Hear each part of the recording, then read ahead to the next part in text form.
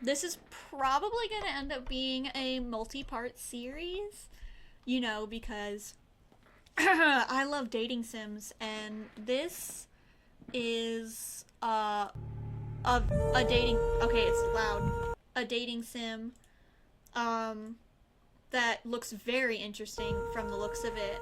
One thing I'm just gonna say in general, to be completely honest about it, I am not the best at voice acting, and I'll be the first to admit that. I'm gonna try my best, and I will hope that y'all will enjoy, and we'll just have a fun old grand time. It is so loud in my ears. Disclaimers. Everyone always needs their disclaimers.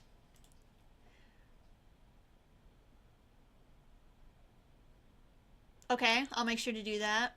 This is a demo and not the finished product. So we're playing the demo. That's enough for me. Okay, I saw that. Thank you. Can I get to that so I can turn the music off?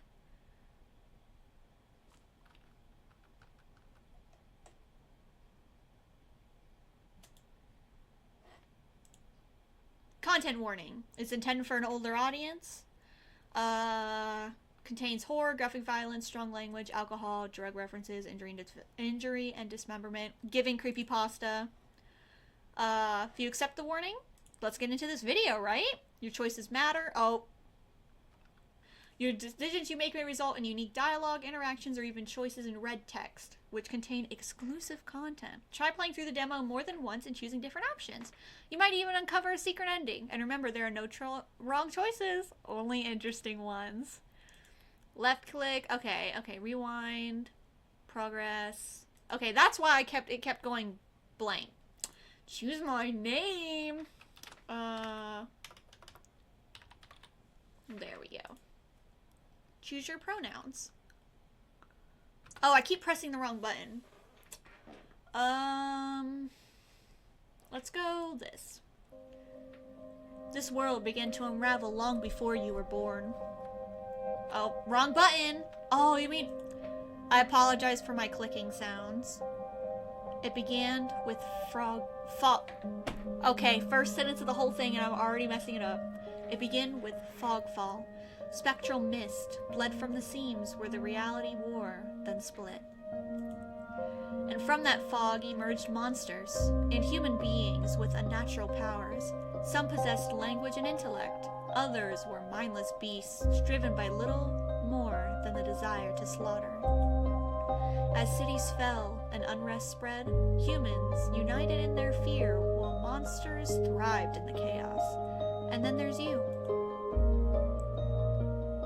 You're not even sure if you're human. You are born cursed, with hands that alter the minds of anyone you touch. Choose your backstory. The unnamed, the hound, the alchemist. You were raised... Okay, the unnamed. You were raised as an oracle in a remote temple. The priest claimed your touch bestowed enlightenment. But a visiting mage revealed your curse for what it is. Okay, you regularly experience unnatural premonitions that rattle your body and soul. Okay. The hound. You were raised by the society's outcast criminals. That might already take the cake there. Your partner in crime. A friend since childhood helped you steal money for a cure, then betrayed you. They left you with only enough coin to travel. An exiled mage took you in as a child, raising you as her apprentice. She seemed to take pity on your curse, but also discovered that she was cultivating you as a test subject. Aw. Wow. That really sucks in every way, but I'm going for the Forsaken Thief, obviously. Your name is Ellie. You selected they, them pronouns. Your backstory is the hound. Is this correct? Yes, it is. Let's get into this. I'm so excited. The wasteland stretches as far as the eye can see. There's nothing out here but death, the ever-present stench of decay, and countless sun-bleached bones cast like seeds across the barren land. I could say death doesn't scare me, but to tell the truth, I'm desperate. It's been 2 weeks since I joined a caravan bound across the wastes. Finding a group that would accept me was a trial in itself. As rations grew sparse and my canteen ran dry, I began to despair, but then I saw it. Very pretty! Iridia, the city of knowledge, one of the last bastions of humanity left in the world, and home to the famous academy called the Cenobium. All the world's knowledge gathered in one place. If there's anywhere I'll find a cure for my curse, it's there. All that stands between me and a cure is a final stretch of salt-soaked waste. Or so I think, until I see the first tendrils of fog snaking beneath the wagon. Yikes! Yikes! Whoa. Is this fogfall? My stomach sinks at the very whisper of it, a silent storm more devastating than fire, dangerous in cities but a death sentence beyond them. A thick blanket of fog engulfs us, smothering out the lantern's light. The wagon lurches to a stop. An eerie silence, heavy as the mist, falls over us. The only warning we get is a strangled scream. Stay back! No! The cry dissolves into wet gurgling. Oh! Then the wagon violently pitches to the side. I hit the ground hard, the air punched from my lungs. When I open my eyes, adrenaline lends sudden, awful clarity to the carnage around me. A trader I once shared bread with lies face down in the mud, their back reduced to long strings of torn muscle, gleaming gristle, and exposed bone. Bodies litter the wasteland. Oh! I try to rise, but my ankle explodes with pain so blinding, white blooms across my vision. Only when my eyes adjust do I see the dark shape in front of me. Oh, wow! A soulless stoops over the twisted form of a carabiner. I freeze, but it swivels its head. A dozen bulging eyes twitch in my direction and blink as one. Ooh. The soulless lets out an ear-splitting shriek and runs at me. But right before it reaches me, the beast barrels past, vanishing into the mist. Distantly, a horse screams in the dark. I need to move now. We're gonna run for the city. I take off, running deeper into the haze. Oh crap, I forgot about the music. Hold on. We're turning the music pretty much off. Oh, I can't believe I forgot about that. I forgot about that. I take off, running deeper into the haze. The fog is so thick that I fear I'm headed in the wrong direction until I see a dim pinprick of light emanating from the shadows of a spire. It's faint, but it's enough. I came too far to die here. Rapid footsteps echo all around me. I turn in circles, frantically searching the opaque mist for the source, but the fog fall twists and stretches sound. Suddenly, the caravan's driver bursts forth from the fog. Our eyes meet too late. He slams into me, knocking me to the ground, and slips in a patch of mud. The soulless falls on him as soon as he slows. Oh, wow. It catches the driver by his throat and rakes his stomach with razor-sharp claws. Razor-sharp claws? Oh, yeah. Those are razor-sharp claws. He comes apart like wet paper, spilling intestines and viscera in a steaming tide. Ugh. Fighting the urge to heave, I claw frantically through the slippery muck for a handhold. Oh, I'm hurt? Shit. My hand catches on the jagged edge of a rib jutting up from the water. Bandages unfurl around the gorge, torn deep into my palm. The pain's quickly forgotten when a hand closes around my wrist. Oh, they can't. Can you stand? One of the travelers from the caravan leans over me. We need to run. They reach for my hand, and I realize too late that my bandages have come undone. No, don't touch me! The sensation of their thumb brushing the back of my hand sends a shiver down my spine. All it takes is one touch, and the space of my breath, my curse takes hold. Oh! Their lips peel back into a deranged grin. Okay! No, I've seen this face countless times before. This is my curse. Madness of my own making. Their grip on my hand tightens until pain radiates from my knuckles. Oh no. Let me go. Suddenly, clammy hands crush my throat, choking off my breath. Die. Spit bubbles at the corner of my mouth and flecks my face, the edges of my vision darkening as my lungs scream for air.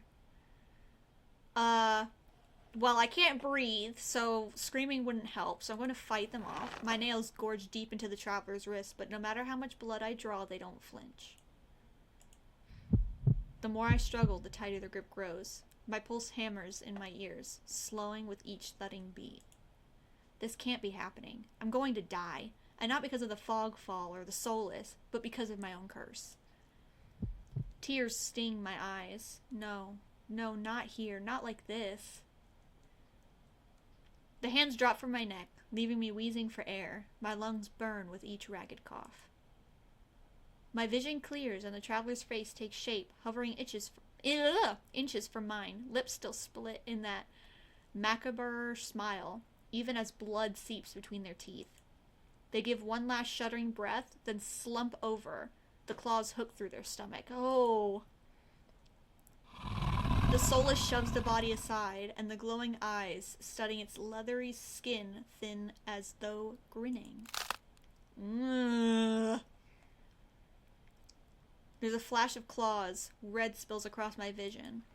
I thought there'd be pain, but as I sink into the murky water, all I can feel is the grit of silt filling my mouth and the icy embrace of the shallow water.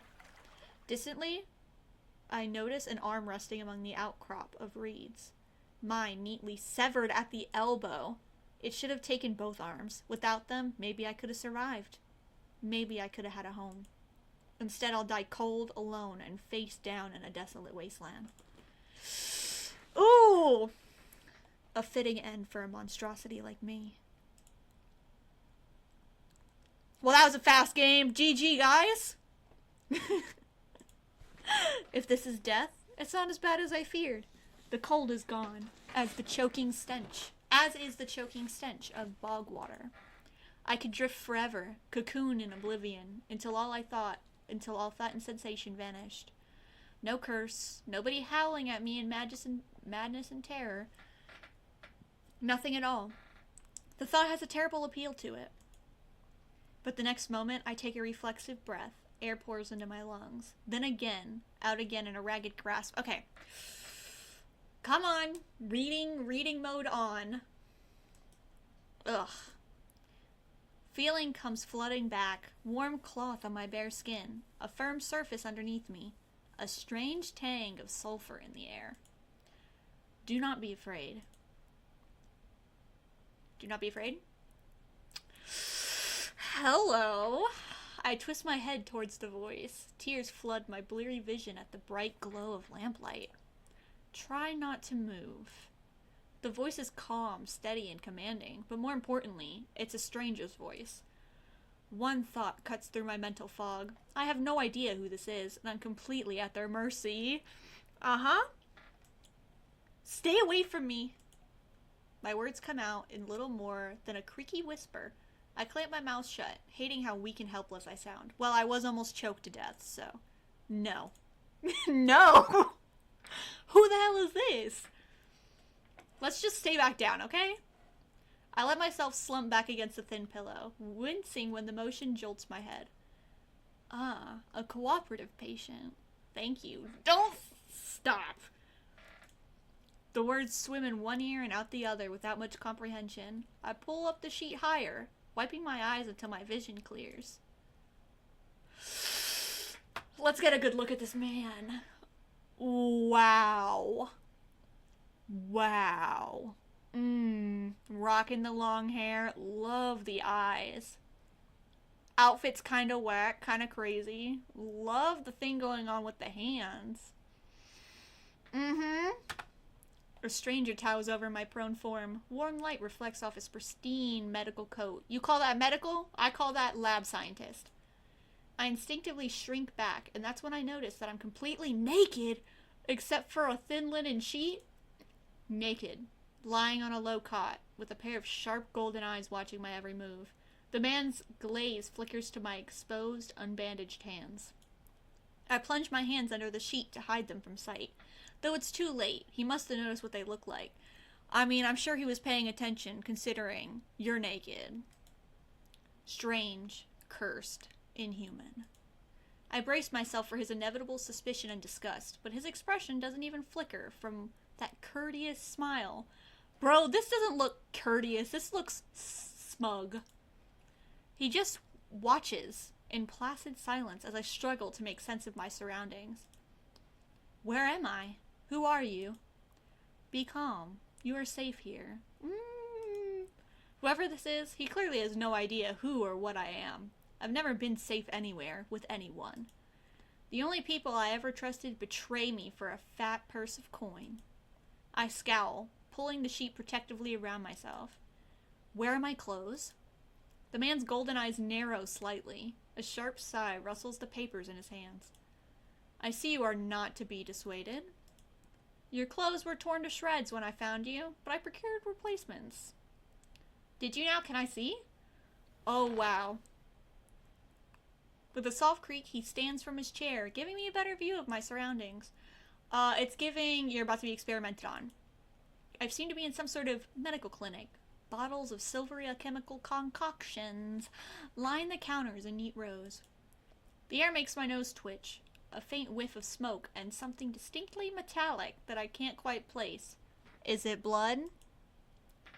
Okay, but like...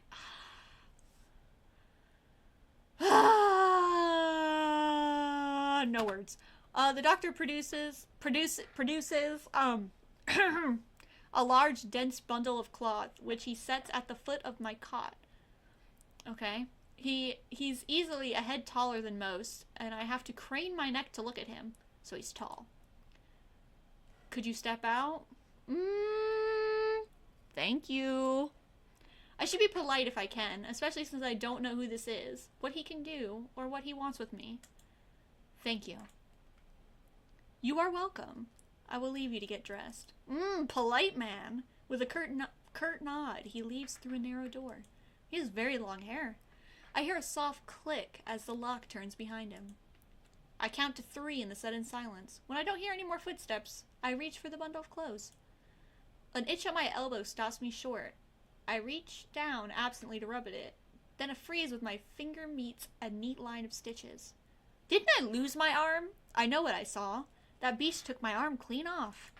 And yet my arm shows no sign of injury apart from the black stitches poking through my skin. I gingerly flex my fingers, feeling my heart race at the sensation. This is impossible. I should be dead, or at the very least, gasping out my last breaths. Don't take it for granted, I guess.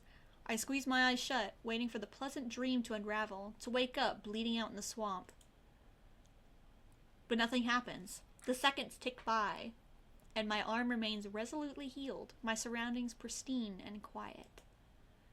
In numb disbelief, I reach out for the replacement clothes and begin stiffly pulling them on. They're thicker and warmer than mine, with a black woolen coat to go with them. But there's still one thing missing. My bandages. I thought you were going to say something else. The golden-eyed man didn't leave me with any, even though I know he saw my hands. I slide off the bed and take a few unsteady steps towards one of the drawers. If this is indeed a doctor's clinic, there must be bandages somewhere. I start opening drawers at random, and of course, that's when the door swings open once more. I was about to say, Ellie, aka myself, why would you go through his drawers without asking? Are you looking for something? I whirl around, clutching a thick roll of clean bandages. I try to step back from him, but my legs bump against the edge of the cot. Your caution is understandable, though if I meant you any harm, you would know. To be fair, he's not wrong. That doesn't make me feel better in the slightest, but he makes no move towards me, so I quickly wind the bandages around my hands. The glowing scars and molted skin disappears under a layer of clean white cotton. May I ask why you need additional bandages? I clench my jaw. I knew it would only be a matter of time before he asked about my hands, though the way he does it is strangely roundabout.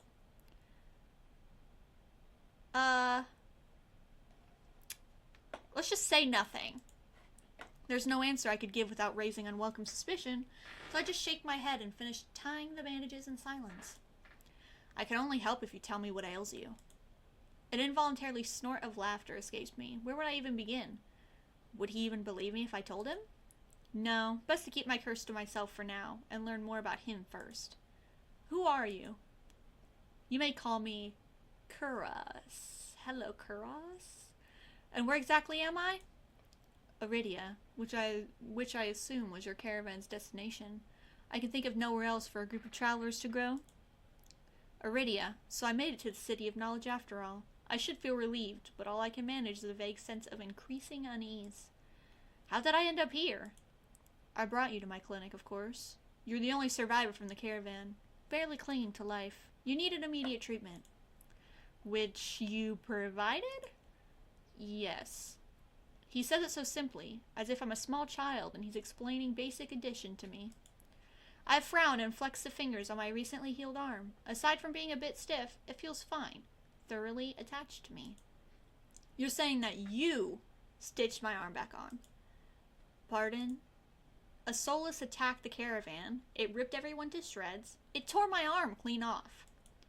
But when I woke up here, I trail off, bewildered. I've never heard of any magic that can heal a mortal wound like that. What kind of person could do such a thing? The doctor, Kuras, pinches the bridge of his nose. He sits back down in his chair, quiet for a long time. I do not know where you come from, but Aridia is the city of knowledge and deadly secrets alike. Information is power, and it is most unwise to receive or give it freely. Since you have refused to divulge your secrets, I will not divulge mine. I do not even know your name. You are new to Aridia, so I'll overlook this specific branch of etiquette. However, you should know now to expect the others to extend the same courtesy. Do you understand?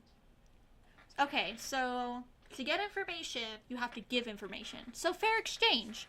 I mean, fair exchange is fair exchange. Why not?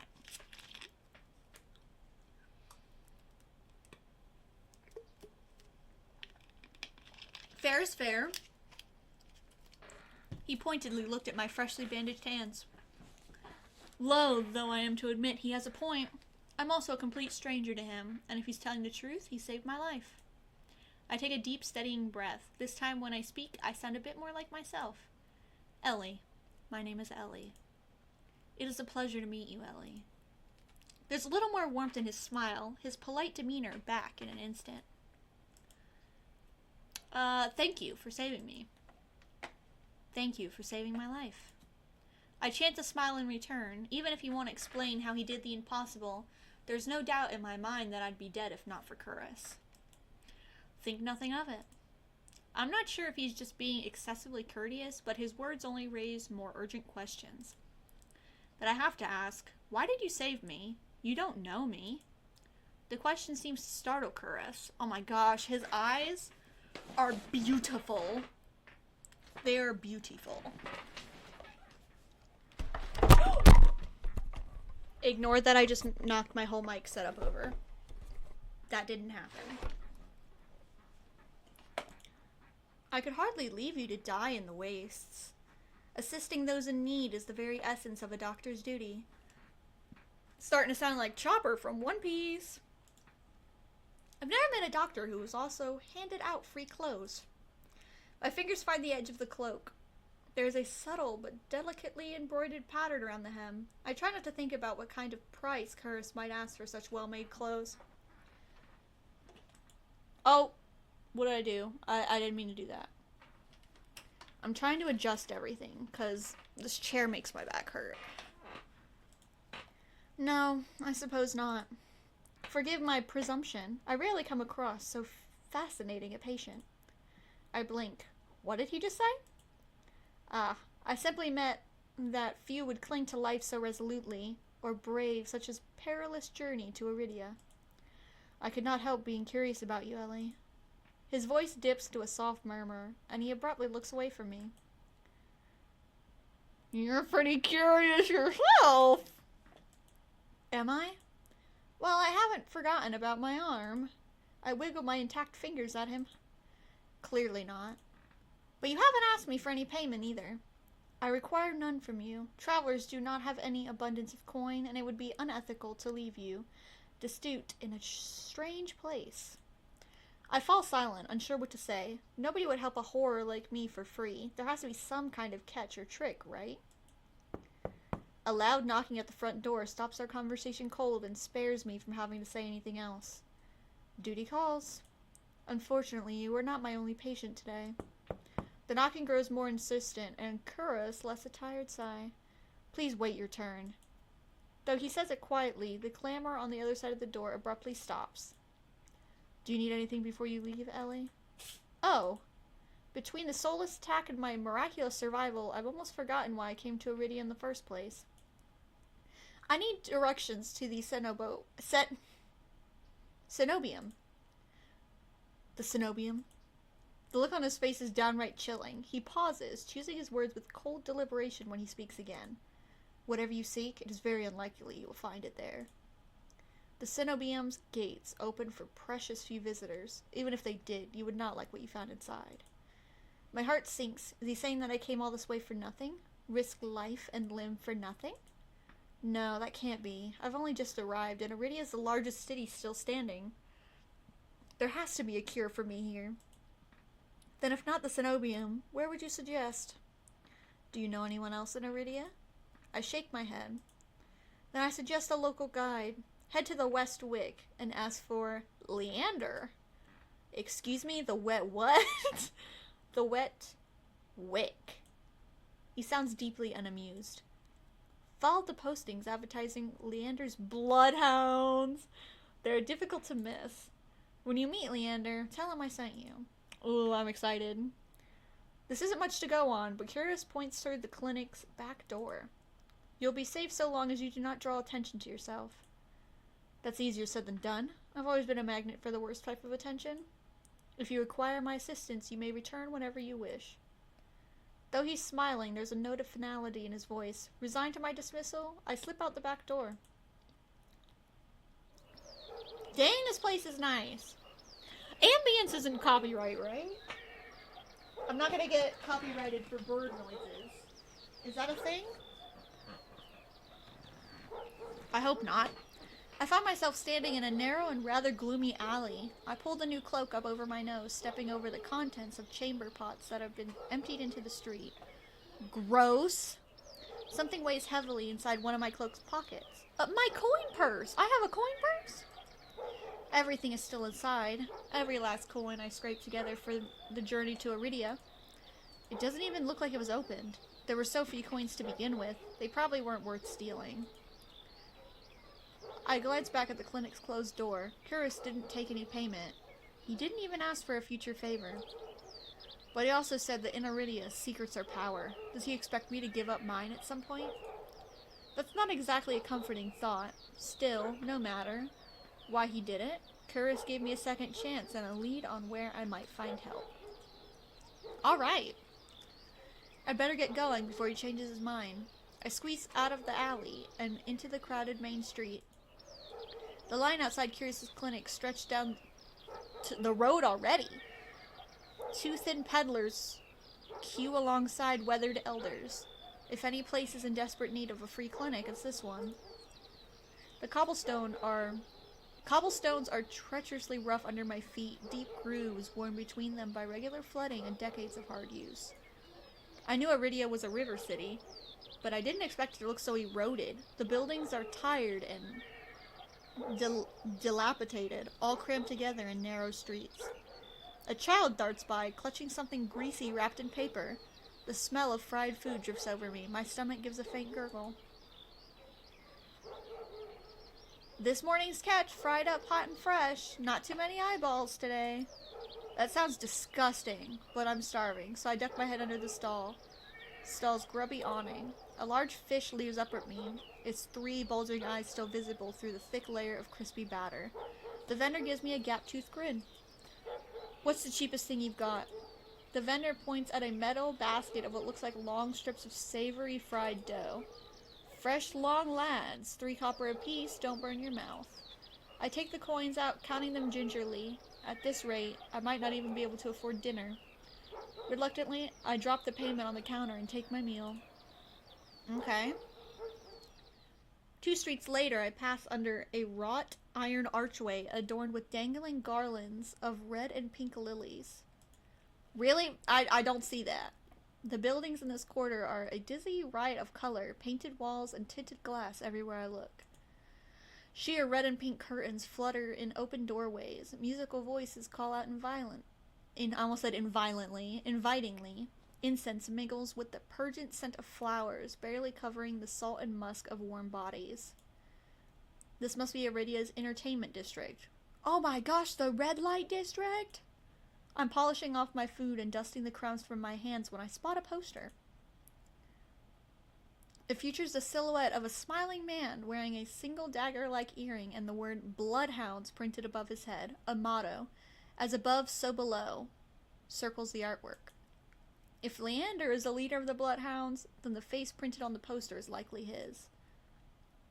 I follow the line of identical posters around the corner and nearly hit my head on a precariously dangling wooden side. Looking up, faded orange letters read, The Wet Wick. I don't know what to think about that name. The facade of the building looks like it's seen better days, but I hear faint music and laughter coming from inside.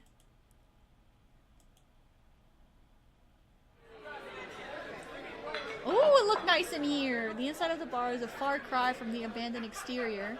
It's not even midday, yet most of the tables and booths are occupied by a loose assembly of people in matching green clothes.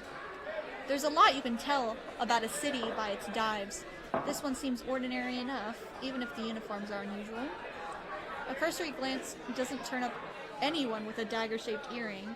I'm about to head towards the counter when a chant rises from the center of the room. Show, show, show.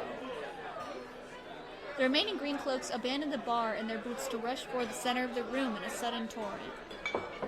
There's no time to move out of the way. I'm caught, swept along in the ale-wrenched current.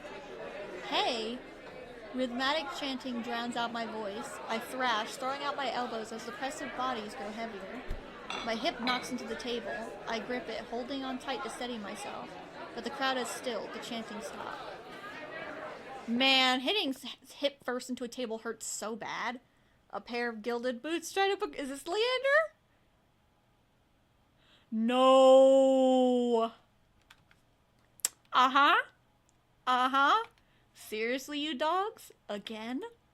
Scattered laughters and cheers rise from the audience. I drag my eyes upwards. Oh no! A well-dressed man, you say? Oh my gosh. It's always the eyes that get me first, and I love the earring. Oh my gosh. How am I gonna... Okay. A well-dressed man stands on the table in front of me, his broad shoulders framed by a thick lapels of his trench coat. This is really the last time, alright? This time when he speaks, the audience falls silent, as though bewitched by his magnetic presence or rich, low voice. Bro has a rich, low voice? Is he about to rizz the crowd? But nothing is as captivating as his smile. He beams at the crowd around him, a performer on his makeshift stage. Don't blink or you'll miss it. He laughs, and the dagger-shaped earring dangling from his left ear catches the light in a flash of gold. It would seem I've found Leander. Yeah, you did! Yeah, you did! He raises his hand above the audience and snaps. A flash of pale green light. Real magic. No ordinary stage trick. Blinds me. Oh my gosh, bro is rizzing the crowd. Oh my... Dude, your outfit's enough. Your outfit could rizz a country club. Like, wow. As the brilliance ebbs, my gaze refocuses on the magic towering above me. He flicks his wrist and the magic spiraling around him. I don't know what that says. I'm bad at reading. A delicate flower stem from... What? I'm distracted, okay? A delicate flower stem sprouts from between his pinched fingers. One by one, glowing lily petals spring forth. Oh, they're so pretty, though. With the floors, the mage presents the conjured flowers. The audience bursts into clapping and cheers. A genuine magic show was the last thing I expected from a place called the Wet Wick. Leander plucks the iridescent bouquet out of the air and turns in a slow circle, giving his audience a good look. Now, who could use some good luck?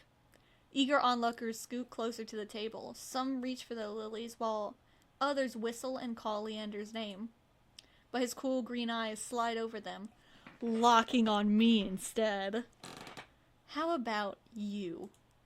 My chest tightens. Every person gathers turns to stare at me. Ah! I'm obviously taking those flowers, right? Who's refusing these flowers? I reach out, all too aware of the way my fingers tremble as I carefully take the flowers from him. He is wearing gloves. You know, he is wearing gloves, though. There's no weight, because, like, the curse involves touching my skin, but he's wearing gloves. There's no weight to them, only a faint warmth that radiates from the stems. As soon as the flowers leave Leander's hand, their light dims, and they fade away in a shower of opalescent light.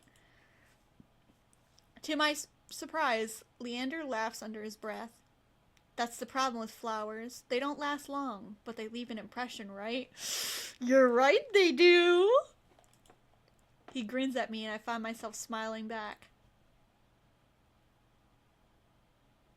Oh my gosh.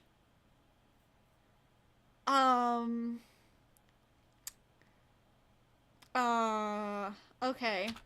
Leander steps off the table, dropping among the excited crowd with an audible clink. Alright, bloodhounds, get back to your drink. Show's over. The green cloaks disperse at his command, returning to their tables and booths. Before I can make my way towards Leander, his eyes spied me. Don't look at me. He gives a friendly wave, then beckons me over to the crowded counter. I manage to squeeze beside him, but there's so little room that his broad shoulders presses against mine. I tense, but he doesn't seem to mind at all. Is this your first time in Iridia? He says it lightly, with a genuine air of curiosity. Do I stick out that much? No, but I'm certain I remember seeing a face as lovely as yours around Stop trying to rizz me, okay? My eyes flicker to the polished countertop. I'm not used to flattery, and being this close makes eye contact difficult. As if on cue, the bartender approaches us. What can I get you? Surprise me, and add anything my friend wants to my tab. I wasn't expecting the generosity, but I have to admit, I do feel a little thirsty after all that fried dough. The way the music just stopped. Okay, I mean not music, the voices. Okay, the voices sound bad too. Okay, I meant the chatter. I'll have what he's having. While the bartender leaves to fix our drinks, Leander leans his elbows on the counter. I'm close enough to notice the purple shadows under his lower lids. His eyes wander over me in return, but when they lock on my bandaged hands, a sour taste rises in my throat. Here come the questions. So, what brings you to the Wick? Curris sent me. He pushes his hair back from his forehead, but it immediately falls back into place. Bro does not look happy. So, it's about work. The bartender returns with a pair of glasses filled with what I can only assume is beer. Ugh! I raise my glass and give it an experimental sniff. It smells faintly yeasty, but with an undercurrent I can't quite place. A quick sip confirms my worst suspicions. It's awful. Somehow briny and sour in a way that reminds me of pickles. Oh my gosh, I love pickles.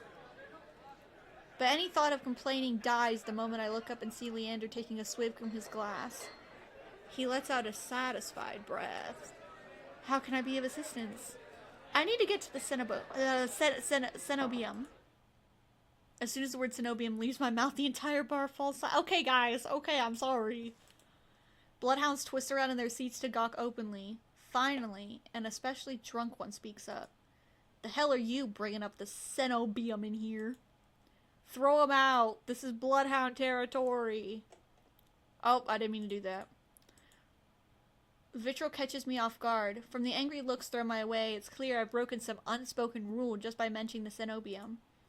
When I glance at Leander, he's drinking as though he hasn't noticed the uproar. Only when he catches me looking does he lower his glass. For the love of... He drags a hand down his face. Hey, keep it down, will ya? This is business. I tense, expecting an argument, but the outspoken bloodhounds slightly return to their drinks. Only a handful continue to watch me warily.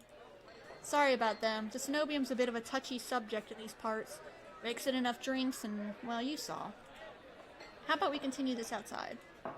When I give him a terse nod, he pushes away from the bar counter. Okay, we're going outside then. I follow Leander into an alleyway tucked behind the wet wick where the layers of frayed bloodhound posters have been plastered onto the walls.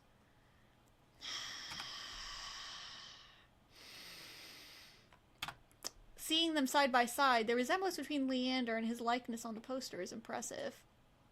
Bro's giving sang woo. Curse didn't send you here for help with the cenobium, did he? From the look he gives me, he already knows the answer. I glance away.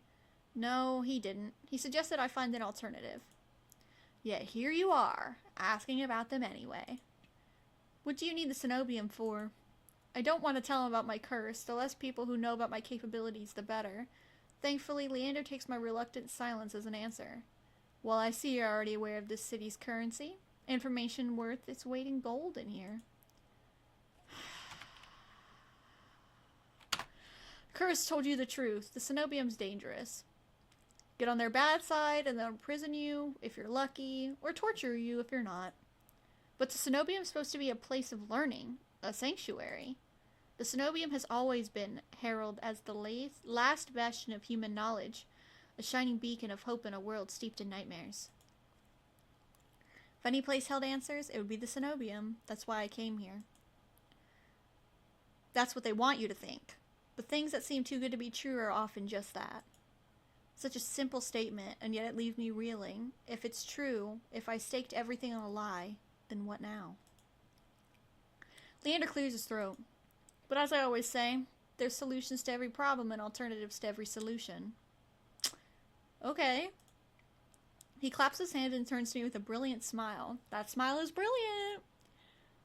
Oh yeah, that's why Kira's pointed you to the Bloodhounds.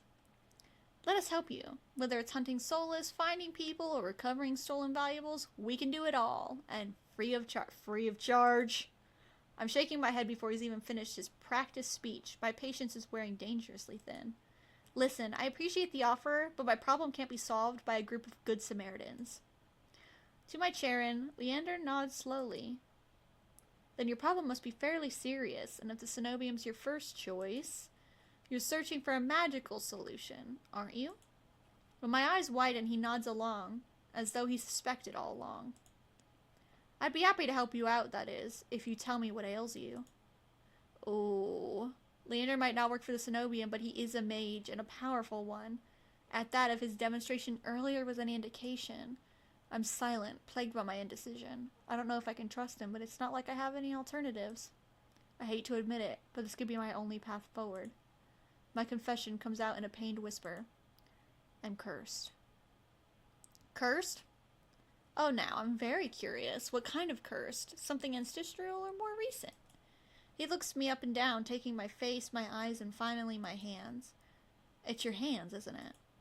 I wait until I'm certain my voice remains steady before answering. My touch is dangerous. It changes people, hurts them.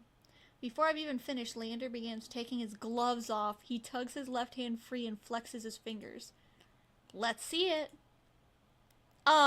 He offers me his hand, and a prismatic flash of magic ripples across his palm, but I'm already shrinking backwards. I can't. I don't care how confident Leander is. I can't bring myself to hurt him, to see his kind face twist into a mask of madness. Believe me, this isn't an ordinary curse. I'll be fine. Perhaps where you came from, your affliction was strange and one of a kind. But spend a year in this city, and you'll see 1,000 curses as thrice as many curses. Do you really think Curse would send you here if I couldn't handle it? How should I know? I only met him today. I'm as good as any mage in the cenobium. Better even. If they can help, so can I. You don't know what you're asking me. I'm asking you to trust me. Oh gosh. I look for Leander's outstretched hand to his confident smile. Then with a short breath, I begin unwinding the bandages from my hand. Fine, but if you lose control, don't say I didn't warn you. No. No. Oh. You can tie me up first if it makes you feel better. Leander! Leander! With each joint I expose, I grow more and more certain this is a terrible idea. Ready when you are. If he's bothered by the way my hand looks, he doesn't show it. My fingers hover shakily over his palm. 3, 2, 1.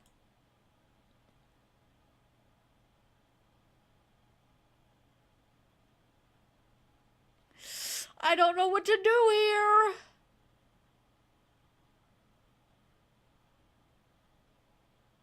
What if I do end up cursing him, though? But you know. Okay. I tap his palm once, as quickly as possible. It's barely more than a brush, but that's all it ever takes. When I look at his face, expecting to see the worst, Leander only grins. See? It can't be. This time when I reach out and touch Leander's palm again, he catches my wrist before I could pull away. I told you, there's really nothing to worry about. He trails off when my thumb brushes the soft skin of his inner wrist. I search Leander's face for traces of madness, but his eyes remain clear, soft green. Color rises in his cheeks, but he remains still except for the subtle bobbing of his throat. Neither of us speak as I trace the contours of Leander's palm, lost in an awareness I wasn't prepared for. I've been with other people, kissed them, been embraced by them, and more, but not like this. My fingers, long deprived by years of bandaging, picked up every single detail. The groove of his palm, the smooth shell of his nails, the pulse of his heart. For as long as I've lived, I've never been able to hold someone's hand. Not without dire consequences. I never realized what I was missing until this moment. While Leander's pulse is steady, mine is hammering as fear gives way to excitement. Oh no! Bro looked fine. He looked like he was happy. His pulse is steady. He's fine, right? I can keep going. My hand glides over Leander's wrist and up his forearm, where smooth skin abruptly gives way to the raised scar at the edge of his sleeve. It matches the one that runs from his collar to cheekbone. Could it be the same wound? That's a gigantic wound, if so. I glance at Leander's face, and his lips part as he considers his words before speaking. Am I the first person you've been able to touch like this? My hand goes still on his arm. So far? I'll admit your touch does make it somewhat difficult to say level-headed, but not due to your power. Leander, please.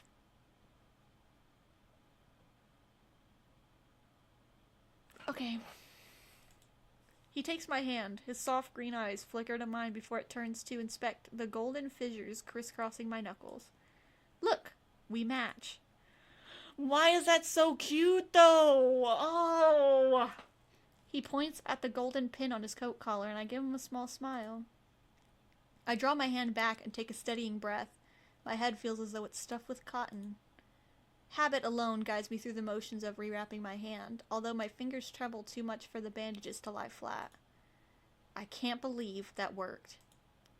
May I ask your name? I'm Ellie. You were right to hide this from me, Ellie. This curse of yours. It's unlike anything I've ever dealt with. I can tell you're discreet, but you best not go showing that off to anyone else. I didn't plan on it. Are you staying in Lowtown? I pause, room and board was something I hadn't considered yet. I don't know. Let's get you properly settled then. Leander.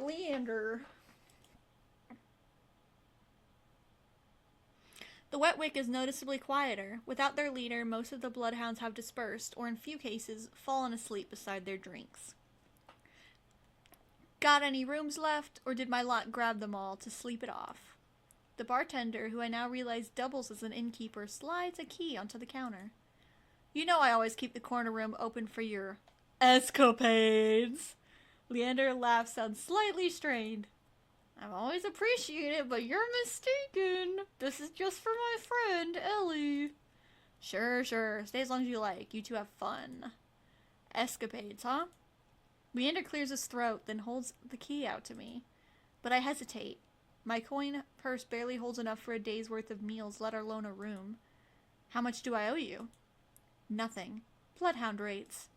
My treat, since you shared your secret, food, drink, a warm bed, anything you need. Leander! Carefully I take the key from him. It's small, but weighs heavy in my palm. I never expected to have a warm bed in Iridia, let alone free meals. I plan to steal... Oh, that's his hand. I was like, why is there a hand coming off of my screen? I planned to steal whatever I needed to get by, no matter how dangerous. Thank you. Go explore, Ellie. You'll find many roads in Iridia, each leading to different answers. But if you need a reprieve from what haunts you, come find me. Just be careful. I nod, taking one last look at the gleaming bronze key before tucking it in my pocket of my coat for safekeeping. Leander gives me one last friendly wave before I depart. Bro rizzes me that hard and I still leave? The air clings, sodden and heavy without the morning crowd. The sunless streets look barren and bleak. Even the peddlers are long gone. Only a pair of crows remain quibbling over a stale crust in a gutter. I feel a ridiculous pang of envy. Or at least they've got a reason to fight.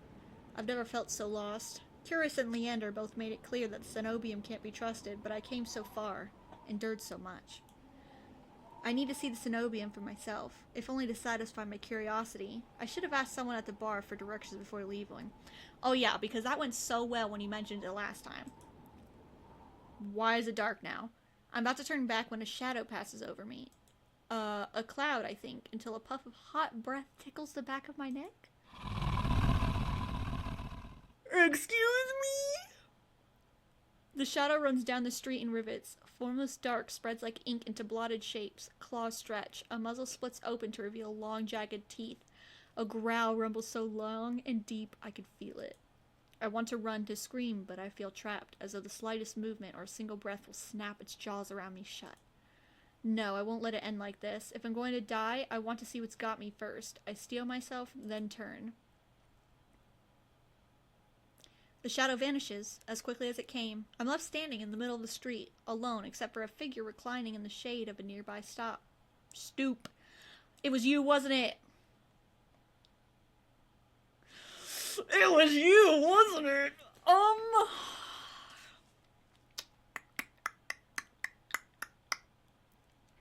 You know, I need to observe for a moment.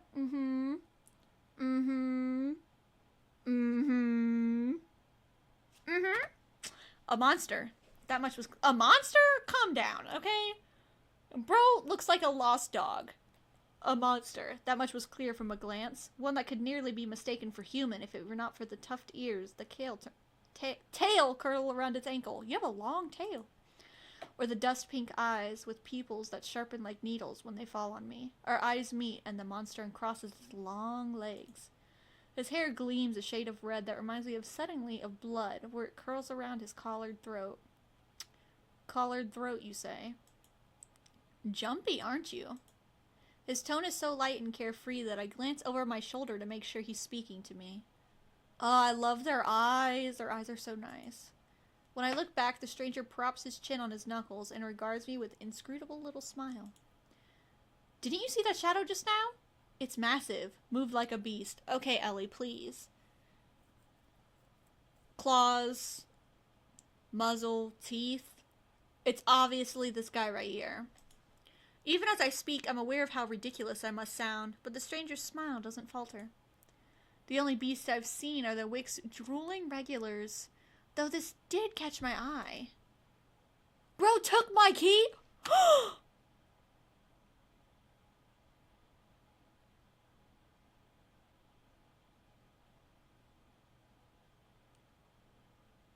Sorry, rendered speechless by his figure for a moment. Can I have that key back? With the flourish of his hand, my Enru key appears dangling from his fingers. It turns on its chain, glittering when it catches the light. My hands fly to my cloak pockets, and sure enough, find them flat. He crooks his finger, beckoning. I've already taken 2 steps forward before some stifled instinct stops me. Something feels wrong. I'm still on the edge, thrumming with so much adrenaline that the stranger's shadow flickers at the end of my vision. I always attract the worst kind of attention, but I can't get rattled now. He knows it's my key. Where did you find it? How'd you even find it? The key, I mean. What can I say? I'm a sucker for shiny things. Okay. He smiles wide enough to reveal pointed canines. Can I see? No? I saw you drop it. You really should be more careful. City like this, somebody might take advantage. A bald-faced lie, said without any hint of irony. There's no way I dropped that key, but I can't think of an explanation for how it went from my pocket to his hand. I approach the man, careful to keep an arm's length away. He doesn't look dangerous, but the most deadly ones never do. Whoa! Dang, your shadows got a lot darker. Oh my gosh, I love the design though. I also really like his gloves.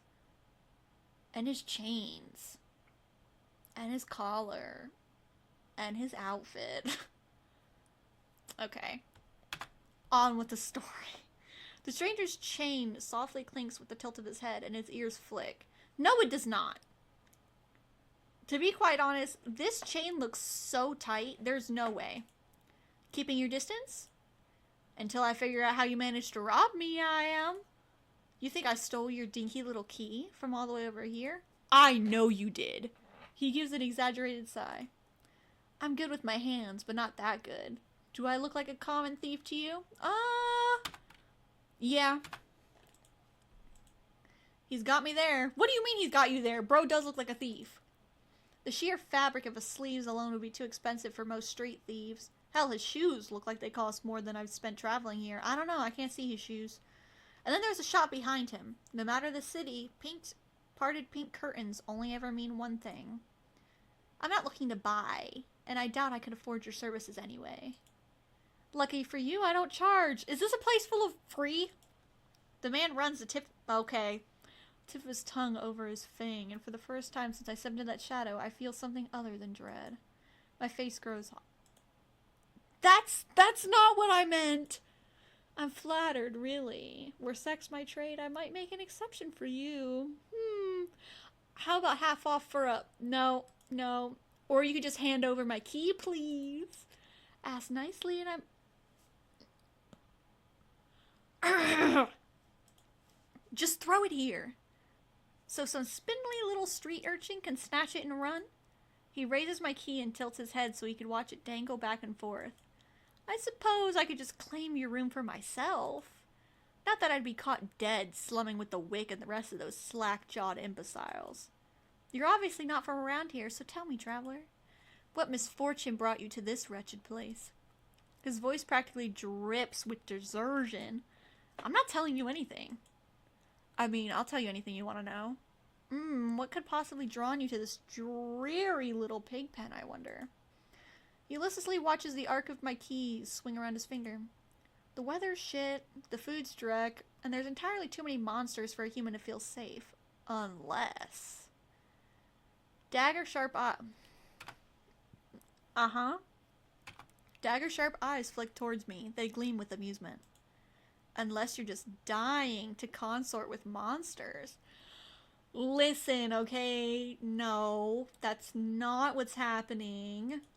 By now, my embarrassment has worn away, leaving shimmering impatience in its place. If this is a shakedown, it's the most frustrating one I've ever experienced. But, how'd you know that I spent all my money, starved and nearly died in a swamp just so I can crawl into the... How'd you know that I spent all my money, starved and nearly died in a swamp just so I could crawl into bed with the first thirsty monster I saw? That earns me a burst of breathy laughter. He gazes at me under his dark lashes. Aren't you funny? Could you be any more obvious? I have been told subtlety's not my strength. So your place or mine? What do you mean? What do you mean? I'd invite you if I had my key. If only I had my key, then I might be able to invite you up. His languid gaze glides from me to the key in his hand and back. Come take my hand and we'll go together. The more he flirts, the more convinced I become that this is some kind of trap. No matter how innocent monsters look, they always have tricks up their sleeves, and I'm about to fall for them all. And something tells me that this one's more dangerous than he lets on, even if he has a lovely laugh. He just got the Omega Riz above Leander. I don't know what you want or why you're messing with me, but I'm not coming any closer until I know you aren't going to attack or bite. I mean, to be fair, Ellie. What? I won't bite hard unless okay. Unless you beg me. No matter what I say, he finds a way to twist my words into innuendo. Even when I'm silent, he goes on as though we're having a conversation, not a standoff. Do you like dancing? There's a traveling troupe performing in Hightown tonight. Their lustiest, their lewdest is utterly exquisite. Truly a performance to die for. There's life in this dreadful place if you know where to look. You sound like you know the city well. The man's gaze flickers from me to the key dangling from his finger. Naturally, the stump was more than a miserable little smear when I first arrived. Hightown, Lowtown, I know Rydia like the back of my hand. What about the Cenobium? Do you know where that is? Yep, immediately angry. Ellie, stop asking. Surely you've seen it, that absurdly large tower looming over the rest. It's a little hard to miss. He must mean the spire I noticed when I first caught sight of Iridia. The Cenobium's overrated. Forget about it. I can show you things those stuffy boars in their limp-dick tower couldn't even dream of. I've already got plans. Oh? Have you some pressing matters at the Cenobium? Lunch date with the librarians? Tea time with the Mosasima Bess? That's my business. What's it matter to you? Bro still has my key. I square my shoulders and the amusement bleeds out of him. Your loss. The stranger, finally bored of his tedious game, extends his hands towards me. The key rests on his palm, neatly dividing skin and leather. When he makes no other move, I reach for the key, but as soon as my fingers graze smooth brass, his hand springs shut around my elbow. Hey! Okay, a little close. He yanks me down and I stagger, my soul slipping on the steps. For a sick moment, I fear my bandages will unravel under his touch, but he's careful not to disturb them, even as his fingers dig into my arm. I knew I smelled blood. You reek of death and the road. Oh my gosh, his eyes changed! And that fucking doctor. Oh. His voice, once silken, lowers into a smoky growl. The shadows around him seethe and boil as he pulls me closer, so he doesn't like. Okay. And something else. He murmurs against my throat, nose grazing my jaw. Let go. I mean, I don't mind. I try to twist away, but he doesn't budge. His breath trails down my neck, sending a thrill of dread through me. But just when I feel he'll bite, he takes a deep whiff instead. His wide, flat eyes gleam with naked hunger as he gazes up at me. Not quite human, not quite monster. Seems we're both. Veer! The stranger's ears flatten and he releases me with a short breath. I yank my arm back, massaging it where his grip left grooves in the bandages. Damn, that's a strong grip. The stranger twists around to watch a woman duck out from the curtains behind him. Her uniform bears the insignias of the Cenobium. I leave you for all of what, 10 minutes, and you're making trouble again. Will you quit harassing the tourists? The stranger, Veer, I take it, rolls his eyes and flashes the cleric with a withering smile. So suspicious. Can't you see this is a friend of mine? A natural liar. He grins at me and his tail swishes minutely. The woman purses her lips at me, clearly unconvinced. I open my mouth to correct him, but Veer cuts in. I was graciously offering my friend here some free advice. Though his voice remains light and cheerful, his expression darkens. Danger's drawn to you like moth to a flame. It will always find you given time. The woman clunks her tongue as though she's heard this recital 102 times. Word of advice, don't take free advice from lazy foxes lounging in the streets. This crook would sell water to a drowning man for the sheer enjoyment of it. She shrugs off a wilting look from Veer. Oh, please, any friend of yours know it's true. Now hold still. Veer raises gracefully at her approach. He pushes his hair aside so it drapes over one shoulder, exposing the long line of his neck. And suddenly, it dawns on me that the jingling I heard wasn't coming from the harness attached to his collar, but a leash. But a what? But a what? A heavy iron chain wound around a hitching post and padlocked to the back of his collar. Veer posed deliberately to hide his leash from me. The woman produces a key ring from her pocket, rifles a dozen identical keys before selecting one and slotting it to the lock. Come on, unless your friend's tagging along to our merry little soulless hunt. They're hunting for solace inside the city? Words momentarily fail me. The woman regards me with a polite, if tight smile before marching down the stairs. Veer lingers.